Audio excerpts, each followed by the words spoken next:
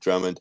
Um, Look, why don't we bring in some of our audience now? Littercoin, and I'm guessing that this is, looking at your description there, that you have an incentive to clean the planet, which I will have to say is highly appropriate, because I haven't highlighted it in our conversation here, but one of the topics that amongst the 11 that we dove into during these convenings, was a discussion around sort of the environmental implications of crypto, both the question of like Bitcoin and its carbon footprint, but also the blockchain as a mechanism for sort of tracing carbon, for tracing environmental impacts, and trying to build incentives around that. So that whole conversation was quite rich and well populated. So anyway, why don't you weigh in? Tell us what your thoughts, questions, whatever it is you have for the group to share. I'd like to hear from you.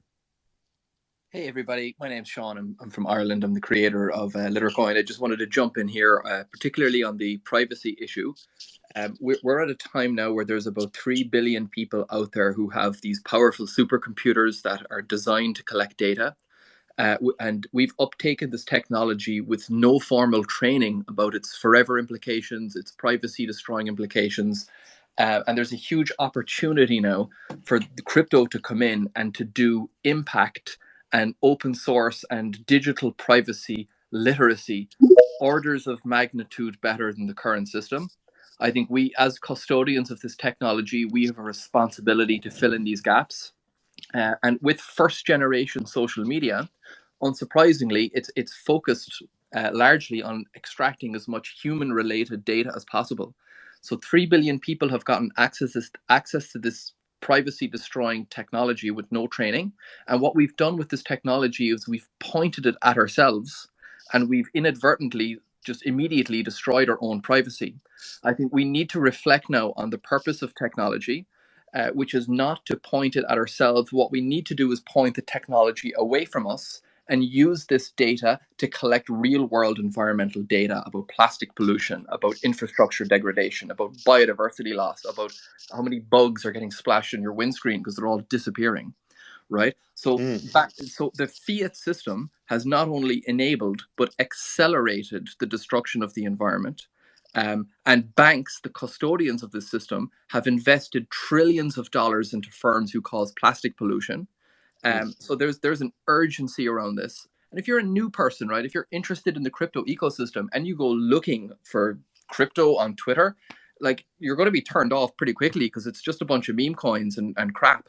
So we need to sift through the bullshit fast.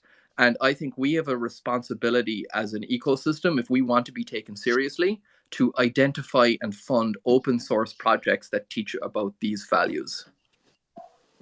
David, would love to get your thoughts on this, because here he is, he's hitting education with the world that you're in, but I know I think like this urgency of dealing with these questions at this moment of AI as well, I think become really important. And of course the environmental considerations that were such an important part of this consensus report and the like, lots going on there.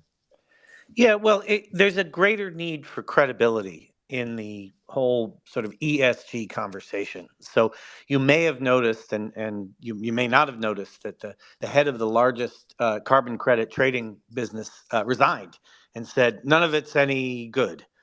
And really one of the sort of underpinnings of at least my interpretation of what he was saying is, we can't really trust in these numbers. Right. And so what blockchain helps us do is have greater trust in the veracity of numbers that are being presented and shared.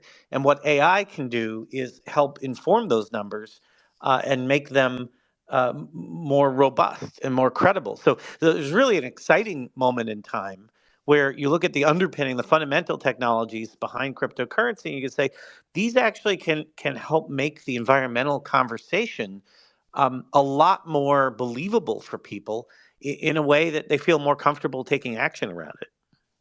And I just want to jump in, just lead up on that. I'm a plastic pollution researcher. I'm a geographer. I study the spatial geography of plastic pollution. I've been doing it independently for about 15 years. I got my first and only funding from Project Catalyst on Cardano because traditional systems discriminate against this type of research because we collect data on the world's most polluting brands. So they don't allow that, but crypto has opened up new possibilities for financing initiatives. And I think that is just the most important and underdeveloped narrative in crypto at the moment? Well, and that's actually an expression of a bigger trend that crypto made possible. Why I got excited by the space 9 years ago when I first got involved with it is I said, back then, 80% of the world's venture capital funding was occurring within a 10-mile radius of Sand Hill Road. And you can't convince me that 80% of the world's smart people are in a 10-mile radius of Sand Hill Road. And so there was this real bias and concentration around how innovation was funded. And crypto now has opened up the ability, $1 trillion of funding for projects in Canada and Bermuda, in Puerto Rico, in Singapore, in South Korea, all over the world. You're finding ideas, projects, and businesses now having access to capital that they didn't have before. And your project is a great example of it towards a worthy social cause. I like the discussion around incentives there, right? I think this is also, having to find a workaround from the sort of pre-existing fiat capitalist system, for all of its pros and cons that create all these misaligned incentives. And the fact that you now have a technology that allows you to spin up a different incentive mechanism, raise funds, inspire people to do different things, enabling all of that to happen in a way that's constructive, I think is really, really, really powerful way. So thanks very much for your comments. Greatly appreciated. Sheldon Deere, you are also putting your hand up there, and